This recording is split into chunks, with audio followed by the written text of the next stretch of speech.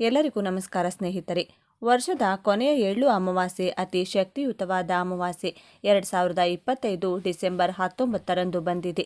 ಅಮಾವಾಸ್ಯೆಯಂದು ತ್ರಿವೇಣಿ ಯೋಗದ ಶುಭ ಯೋಗವು ರೂಪುಗೊಳ್ಳುತ್ತಿದೆ. ಇದರಿಂದಾಗಿ ಕೆಲವು ರಾಶಿಗಳಿಗೆ ಒಳ್ಳೆಯ ದಿನಗಳು ಪ್ರಾರಂಭವಾಗಬಹುದು. ಆ ಲಕ್ಕಿ ರಾಶಿಗಳ್ಯಾವುವು ಎಂಬುದನ್ನು ನೋಡೋಣ. ಹಾಗೆ ಈ ಅಮಾವಾಸ್ಯೆಯ ದಿನ ಈ ಕೆಲಸಗಳನ್ನು ಮಾಡಿದರೆ ಸರ್ವ ವಿಧವಾದ ಪಾಪಕರ್ಮಗಳು ಕಳೆದು ಪಿತೃಗಳ ಕೃಪೆಗೆ ಪಾತ್ರರಾಗಬಹುದು. ಈ ಅಮಾವಾಸ್ಯೆಯ ದಿನ ಯಾವ ವಿಶೇಷ ದೀಪವನ್ನು ಬೆಳಗಿಸಬೇಕು, ಎಳ್ಳಿನಿಂದ ಯಾವ ಕೆಲಸವನ್ನು ಮಾಡಬೇಕು ಮತ್ತು ಮನೆ ಒರೆಸುವ ನೀರಿಗೆ ಯಾವ ವಸ್ತುವನ್ನು ಬೆರೆಸಿ ಒರೆಸಬೇಕು ಅಂತ ಇವತ್ತಿನ ಈ ವಿಡಿಯೋದಲ್ಲಿ ಸಂಪೂರ್ಣವಾಗಿ ತಿಳಿಸಿಕೊಡ್ತೀವಿ. ಅದಕ್ಕೂ ಮುಂಚೆ ನೀವಿನ್ನೂ ಚಾನಲ್ಗೆ ಸಬ್ಸ್ಕ್ರೈಬ್ ಆಗಿಲ್ಲ ಅಂದರೆ ಈಗಲೇ ಸಬ್ಸ್ಕ್ರೈಬ್ ಆಗಿ, ಹಾಗೆ ವಿಡಿಯೋಗೆ ಲೈಕ್ ಮಾಡಿ, ವಿಡಿಯೋ ಸ್ಕಿಪ್ ಮಾಡದೆ ಕೊನೆ ತನಕ ನೋಡಿ. ಎಲ್ಲರೂ ಭಕ್ತಿಯಿಂದ ಓಂ ಶ್ರೀ ಮಹಾಲಕ್ಷ್ಮಿ ನಮಃ ಅಂತ ಕಮೆಂಟ್ ಮಾಡಿ. ವೃಷಭ ರಾಶಿ. ಈ ಅಮಾವಾಸ್ಯೆ ದಿನ ತ್ರಿವೇಣಿ ಯೋಗವು ನಿಮಗೆ ಪ್ರಯೋಜನಕಾರಿ ಎಂದು ಸಾಬೀತುಪಡಿಸಬಹುದು. ಏಕೆಂದರೆ ಈ ಸಂಯೋಗವು ನಿಮ್ಮ ರಾಶಿಚಕ್ರ ಚಿಹ್ನೆಯಿಂದ 9ನೇ ಮನೆಯಲ್ಲಿ ರೂಪುಗೊಳ್ಳುತ್ತದೆ. ಆದ್ದರಿಂದ ಈ ಸಮಯದಲ್ಲಿ ನೀವು ಧಾರ್ಮಿಕ ಮತ್ತು ಶುಭ ಕಾರ್ಯಕ್ರಮಗಳಲ್ಲಿ ಭಾಗವಹಿಸಬಹುದು. ಹಾಗೆಯೇ ನಿಮ್ಮ ಪೂರ್ವಜರ ಆಸ್ತಿಯಿಂದ ನೀವು ಪ್ರಯೋಜನಗಳನ್ನು ಪಡೆಯಲಿದ್ದೀರಿ.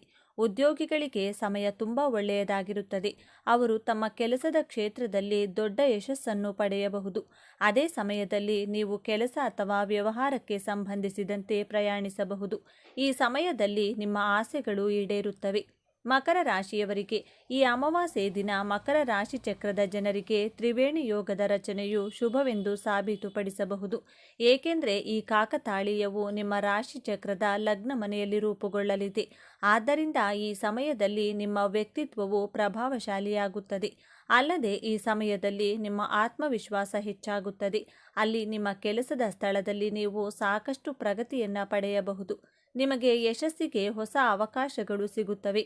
ಅದು ನಿಮಗೆ ಫಲಪ್ರದವಾಗಿರುತ್ತದೆ. ಜನರಲ್ಲಿ ವಿಶೇಷ ಗುರುತನ್ನು ಸೃಷ್ಟಿಸುತ್ತದೆ. ಅಲ್ಲದೆ ನಿಮ್ಮ ಜೀವನದಲ್ಲಿ ಸಕಾರಾತ್ಮಕ ಬದಲಾವಣೆಯನ್ನು ನೀವು ನೋಡುತ್ತೀರಿ. ಈ ಅವಧಿಯಲ್ಲಿ ವ್ಯಾಪಾರಿಗಳು ಸಹ ಭಾರಿ ಲಾಭವನ್ನು ಪಡೆಯುತ್ತಾರೆ. ನಿಮ್ಮ ವೈವಾಹಿಕ ಜೀವನ ಅದ್ಭುತವಾಗಿರುತ್ತದೆ. ತುಲಾ ರಾಶಿ. ಈ ಅಮಾವಾಸ್ಯೆ ದಿನ ತ್ರಿವೇಣಿ ಯೋಗದ ರಚನೆಯು ನಿಮಗೆ ಅನುಕೂಲಕರವೆಂದು ಸಾಬೀತುಪಡಿಸಬಹುದು. ಏಕೆಂದರೆ ಈ ಯೋಗವು ನಿಮ್ಮ ರಾಶಿ ಚಕ್ರದ 4ನೇ ಮನೆಯಲ್ಲಿ ರೂಪುಗೊಳ್ಳಲಿದೆ. ಆದ್ದರಿಂದ ಈ ಸಮಯದಲ್ಲಿ ನೀವು ಭೌತಿಕ ಸುಖಗಳನ್ನು ಪಡೆಯಬಹುದು. ಈ ಸಮಯದಲ್ಲಿ ನೀವು ವಾಹನ ಅಥವಾ ಆಸ್ತಿಯನ್ನು ಖರೀದಿಸಬಹುದು. ಸಂಪತ್ತು ಹೆಚ್ಚಾಗುವ ಸಾಧ್ಯತೆ ಇದೆ. ಮನೆ ಮತ್ತು ಕುಟುಂಬದಲ್ಲಿ ಸಂತೋಷದ ವಾತಾವರಣ ಇರುತ್ತದೆ. ನೀವು ಸೌಕರ್ಯಗಳು ಮತ್ತು ಐಷಾರಾಮಿಗಳನ್ನು ಆನಂದಿಸಲು ಸಾಧ್ಯವಾಗುತ್ತದೆ. ಅಲ್ಲದೆ ಉದ್ಯೋಗಿಗಳಿಗೆ ಕೆಲಸದ ಸ್ಥಳದಲ್ಲಿ ಕೆಲವು ಹೊಸ ಜವಾಬ್ದಾರಿಗಳು ಸಿಗಬಹುದು. ಅದೇ ಸಮಯದಲ್ಲಿ ನಿಮ್ಮ ತಾಯಿಯೊಂದಿಗಿನ ನಿಮ್ಮ ಸಂಬಂಧವು ಬಲವಾಗಿರುತ್ತದೆ.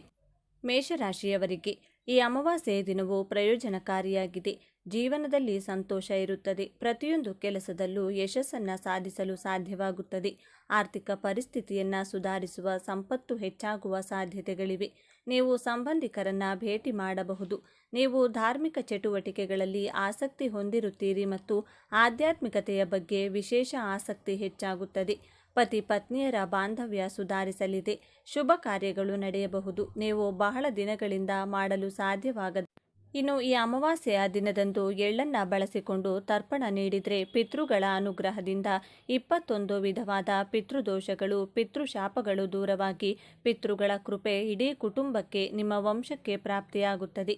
ಯಾರಾದರೂ ಸರಿ ನಿಮ್ಮ ಪಿತೃಗಳ ಹೆಸರನ್ನು ಹೇಳ್ತಾ ನಿಮ್ಮ ಹೆಬ್ಬೆರಳು ಹಾಗೂ ತೋರು ಬೆರಳುಗಳ ಮಧ್ಯೆ ನೀರಿಗೆ ಎಳ್ಳನ್ನು ಬೆರೆಸಿ ಆ ನೀರು ದಕ್ಷಿಣ ದಿಕ್ಕಿಗೆ ಹರಿಯುವ ಹಾಗೆ ತರ್ಪಣವನ್ನು ನೀಡಬೇಕು. ಪಿತೃಗಳ ಕೃಪೆ ಇಲ್ಲವೆಂದರೆ ನಾನಾ ಕಷ್ಟಗಳನ್ನು ಅನುಭವಿಸಬೇಕಾಗುತ್ತದೆ. ಸಾಮಾನ್ಯವಾಗಿ ಅಮಾವಾಸ್ಯೆಯ ದಿನ ಪಿತೃಗಳ ಸ್ಮರಣೆಯನ್ನು ಮಾಡಿಕೊಳ್ಬೇಕು. ಆದರೆ ಈ ಅಮಾವಾಸ್ಯೆಯ ದಿನ ಪಿತೃಗಳ ಕಾರ್ಯ ಸ್ಮರಣೆಯನ್ನು ಮಾಡಿದರೆ ಅದು ಎಂಥದ್ದೇ ಪಿತೃದೋಷ, ಪಿತೃಶಾಪಗಳಿದ್ದರೂ ಸುಲಭವಾಗಿ ದೂರವಾಗಿ ಪಿತೃಗಳ ಸಂಪೂರ್ಣ ಅನುಗ್ರಹ ಇಡೀ ಕುಟುಂಬಕ್ಕೆ ಪ್ರಾಪ್ತಿಯಾಗುತ್ತದೆ.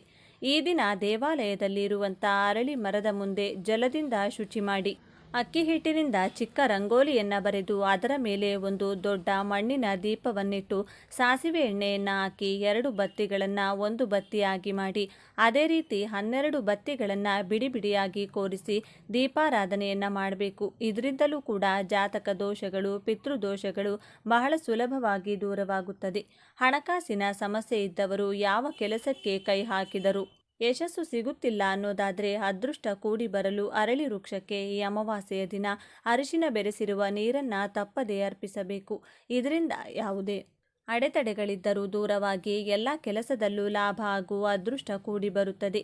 ಈ ದಿನ ಸ್ವಯಂ ಪಾಕ ದಾನ ನೀಡಿ ಬ್ರಾಹ್ಮಣರಿಗೆ ಅವಶ್ಯಕತೆ ಇದ್ದವರಿಗೆ ಒಂದು ದಿನಕ್ಕಾಗುವ ಅಡುಗೆ ಪದಾರ್ಥಗಳು ಅಥವಾ ಒಂದು ಹೊತ್ತಿನ ಊಟಕ್ಕೆ ಆಗುವಂಥ ಅಡುಗೆ ಸಾಮಗ್ರಿಗಳನ್ನು ನೀಡಬೇಕು. ಅಕ್ಕಿ, ಬೇಳೆ, ತರಕಾರಿ, ಉಪ್ಪು, ಎಣ್ಣೆ, ಸೊಪ್ಪು, ಹಣ್ಣುಗಳು ಹೀಗೆ ಅಡುಗೆ ಸಾಮಗ್ರಿಗಳನ್ನು ದಕ್ಷಿಣ ಸಮೇತ ನೀಡಿದರೆ ತುಂಬ ಉತ್ತಮ. ಈ ದಿನ ಗೋಮಾತೆಗೆ ಪಿತೃಗಳ ಹೆಸರನ್ನು ಹೇಳಿಕೊಂಡು ಕುಟುಂಬದಲ್ಲಿ ಯಾರಾದರೂ ಒಬ್ಬರಾದರೂ ಸರಿ ಹಸಿರು ಹುಲ್ಲನ್ನು ತಿನ್ನಿಸಬೇಕು. ಇದರಿಂದ ಇಡೀ ಕುಟುಂಬಕ್ಕೆ ಅದೃಷ್ಟ ಕೂಡಿ ಬರುತ್ತದೆ, ಪಿತೃದೋಷ ದೂರವಾಗುತ್ತದೆ. ಈ ಅಮಾವಾಸ್ಯೆಯ ದಿನ ದುರ್ಗಾದೇವಿಯು ದರ್ಶನ ಹಾಗೂ ಪಂಚಮುಖಿ ಆಂಜನೇಯ ಸ್ವಾಮಿಯ ದರ್ಶನವನ್ನು ಮರೆಯದೆ ಮಾಡಿ. ಇದರಿಂದ ಸಕಲ ಶತ್ರು ಬಾಧೆಗಳು ದೂರವಾಗುತ್ತದೆ, ಕಠಿಣ ಕಷ್ಟಗಳಿಂದ ಸುಲಭವಾಗಿ ಹೊರಬರಬಹುದು.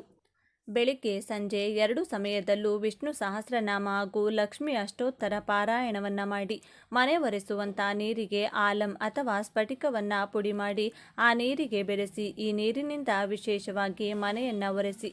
ಇದರಿಂದ ಮನೆಗೆ ಆಗಿರುವಂಥ ದೃಷ್ಟಿ, ನಕಾರಾತ್ಮಕ ಶಕ್ತಿಗಳು ದೂರವಾಗುತ್ತದೆ.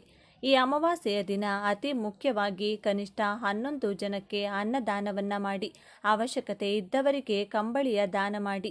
ಇದರಿಂದ ವಿಶೇಷ ಪುಣ್ಯ ಫಲಗಳು ಪ್ರಾಪ್ತಿಯಾಗುತ್ತದೆ. ಈ ಅಮಾವಾಸ್ಯೆಯ ದಿನ ಬೆಳಿಗ್ಗೆ ಅಥವಾ ಸಂಜೆ ಮನೆಯಲ್ಲಿ ಧೂಪವನ್ನು ಹಾಕಿದರೆ ದುಷ್ಟಶಕ್ತಿಗಳು, ಮಾಟಮಂತ್ರದ ಕಾಟ, ಶತ್ರುಗಳ ಅಸೂಯೆ ದೂರವಾಗುತ್ತದೆ.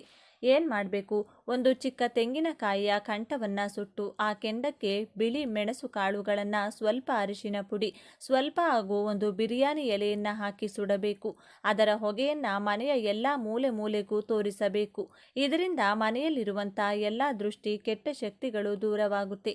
ಮನೆಯ ಸದಸ್ಯರಿಗೆ ಇರುವಂಥ ದುಃಖ, ಕಷ್ಟ, ಕಣ್ಣೀರು, ಅನಾರೋಗ್ಯದ ಸಮಸ್ಯೆಗಳು ಕೂಡ ದೂರವಾಗುತ್ತದೆ. ಈ ಅಮಾವಾಸ್ಯೆಯ ದಿನ ಮನೆಗೆ ಯಾರು ಬಂದರೂ ಕೂಡ ಅಥವಾ ಮನೆಯ ಮುಂದೆ ಯಾರು ಹಸಿವು ಅಂತ ಬಂದರೂ ಕೂಡ ಅವರನ್ನು ಖಾಲಿ ಕೈನಲ್ಲಿ ಕಳಿಸಬಾರದು. ಆದಷ್ಟು ಈ ದಿನ ಅನ್ನದಾನವನ್ನು ಮಾಡಿ ಪುಣ್ಯ ಫಲವನ್ನು ನೀವು ಪಡೆಯಬಹುದು. ಇನ್ನು ಜ್ಯೋತಿಷ್ಯದ ಪ್ರಕಾರ ಯಾರ ಜಾತಕದಲ್ಲಿ ಶನಿಯ ದೋಷವಿರುತ್ತದೋ ಅಂಥವರು ಈ ದಿನದಂದು ಕೆಲವು ವಿಶೇಷ ಪರಿಹಾರ ಕ್ರಮಗಳನ್ನು ಪಾಲಿಸಬೇಕು. ಹೀಗೆ ಮಾಡೋದ್ರಿಂದ ಶನಿಯ ದುಷ್ಪರಿಣಾಮಗಳಿಂದ ಮುಕ್ತಿ ಸಿಗುತ್ತದೆ ಮತ್ತು ಅದರ ಅಶುಭ ಪರಿಣಾಮಗಳು ಕಡಿಮೆಯಾಗುತ್ತವೆಂದು ನಂಬಲಾಗಿದೆ. ಶನಿಯ ಅಮಾವಾಸ್ಯೆಯೆಂದು ಏನು ಮಾಡಬೇಕು ಮತ್ತು ಏನು ಮಾಡಬಾರದು ನೋಡೋಣ. ಅಮಾವಾಸ್ಯೆಯೆಂದು ಏನು ಮಾಡಬೇಕು? ಶನಿದೇವನ ಆಶೀರ್ವಾದ ಪಡೆಯಲು ಶನಿದೇವನ ಮುಂದೆ ಸಾಸಿವೆ ಎಣ್ಣೆಯ ದೀಪವನ್ನು ಬೆಳಗಿಸಬೇಕು. ಅದಕ್ಕೆ ಕಡಲೆ ಹಿಟ್ಟು ಮತ್ತು ಸ್ವಲ್ಪ ಕಪ್ಪು ಎಳ್ಳು ಸೇರಿಸಿ ಶನಿಯ ಅಮಾವಾಸ್ಯೆಯೆಂದು ಅಗತ್ಯವಿರುವವರಿಗೆ ಕಪ್ಪು ಎಳ್ಳು, ಕಪ್ಪು ಕಂಬಳಿ, ಕರಿಬೇವು ಮತ್ತು ಕಪ್ಪು ಬಟ್ಟೆಗಳನ್ನು ದಾನ ಮಾಡಿ. ಈ ದಿನ ಅಶ್ವತ್ಥ ವೃಕ್ಷವನ್ನು 7 ಬಾರಿ ಪ್ರದಕ್ಷಿಣೆ ಹಾಕಿ ಅದರ ಮುಂದೆ ದೀಪ ಹಚ್ಚಬೇಕು. ಈ ದಿನ ಕಪ್ಪು ನಾಯಿಗೆ ಸಾಸಿವೆ ಎಣ್ಣೆ ಸವರಿದ ಬ್ರೆಡ್ ತಿನ್ನಿಸಬೇಕು. ಈ ದಿನದಂದು ಶಮಿ ವೃಕ್ಷವನ್ನು ಪೂಜಿಸುವುದು ಬಹಳ ಪವಿತ್ರವೆಂದು ಪರಿಗಣಿಸಲಾಗಿದೆ. ಶನಿ ಅಮಾವಾಸ್ಯೆಯೆಂದು ಗಂಗಾ ನದಿಯಲ್ಲಿ ಸ್ನಾನ ಮಾಡುವುದರಿಂದ ಪಾಪಗಳು ತೊಳೆಯಲ್ಪಡುತ್ತವೆ ಎಂದು ನಂಬಲಾಗಿದೆ. ಶನಿಯ ಅಮಾವಾಸ್ಯೆಯೆಂದು ಬೆಲ್ಲ ಮತ್ತು ಕಡಲೆಕಾಯಿಯನ್ನು ಹನುಮಂತನಿಗೆ ಅರ್ಪಿಸಬೇಕು. ಹೀಗೆ ಮಾಡೋದ್ರಿಂದ ಹನುಮಂತ ದೇವರನ್ನ ಮೆಚ್ಚಿಸುವ ಜೊತೆಗೆ ಶನಿದೇವರ ಆಶೀರ್ವಾದವನ್ನು ಕೂಡ ಪಡೆಯಬಹುದು. ಅಮಾವಾಸ್ಯೆಯೆಂದು ಏನು ಮಾಡಬಾರದು? ಈ ದಿನ ಮಾಂಸ ಮತ್ತು ಮದ್ಯ ಸೇವಿಸಬಾರದು. ಈ ದಿನ ನಿಮ್ಮ ಪೂರ್ವಜರನ್ನು ಮತ್ತು ಹಿರಿಯರನ್ನು ಅವಮಾನಿಸಬೇಡಿ. ಈ ದಿನದಂದು ನಾಯಿಗಳು, ಹಸುಗಳು ಮತ್ತು ಕಾಗೆಗಳಂಥ ಪ್ರಾಣಿಗಳು ಮತ್ತು ಪಕ್ಷಿಗಳಿಗೆ ಹಾನಿ ಮಾಡುವುದು ಅಶುಭವೆಂದು ಪರಿಗಣಿಸಲಾಗಿದೆ. ಈ ದಿನ ಕೂದಲು, ಗಡ್ಡ ಮತ್ತು ಉಗುರುಗಳನ್ನು ಕತ್ತರಿಸಬಾರದು. ಹೀಗೆ ಮಾಡೋದ್ರಿಂದ ಗ್ರಹದೋಷಗಳು ಉಂಟಾಗುತ್ತವೆಂದು ನಂಬಲಾಗಿದೆ. ಶನಿಯ ಅಮಾವಾಸ್ಯೆಯೆಂದು ಕಬ್ಬಿಣದ ವಸ್ತುಗಳು, ಪಾದರಕ್ಷೆಗಳು ಅಥವಾ ಶನಿಗೆ ಸಂಬಂಧಿಸಿದ ವಸ್ತುಗಳನ್ನು ಖರೀದಿಸಬಾರದು. ಶನಿ ದೋಷವಿದ್ದರೆ ಬದುಕಿನಲ್ಲಿ ಸಾಕಷ್ಟು ಸಮಸ್ಯೆಗಳನ್ನು ಎದುರಿಸಬೇಕಾಗುತ್ತದೆ. ಆ ಕಾರಣಕ್ಕೆ ಶನಿ ಅಮಾವಾಸ್ಯೆಯ ದಿನ ಈ ಮೇಲೆ ಹೇಳಿದ ನಿಯಮಗಳನ್ನು ತಪ್ಪದೇ ಪಾಲಿಸಬೇಕು. ಇಂತಹ ವಿಶೇಷವಾದಂತಹ ಅಮಾವಾಸ್ಯೆಯ ಬಗೆಗಿನ ಈ ಮಾಹಿತಿ ನಿಮಗೆ ಇಷ್ಟವಾದರೆ ತಪ್ಪದೇ ಈ ವಿಡಿಯೋಗೆ ಒಂದು ಲೈಕನ್ನು ಕೊಟ್ಟು ನಿಮ್ಮ ಇಷ್ಟ ದೇವರ ಹೆಸರನ್ನು ಬರೆದು ಪ್ರತಿಯೊಬ್ಬರಿಗೂ ಕೂಡ ಈ ವಿಡಿಯೋವನ್ನು ಶೇರ್ ಮಾಡಿ. ಎಲ್ಲರೂ ಭಕ್ತಿಯಿಂದ ಓಂ ಶ್ರೀ ಶನೇಶ್ವರ ನಮಃ ಅಂತ ಕಮೆಂಟ್ ಮಾಡಿ. ಧನ್ಯವಾದಗಳು.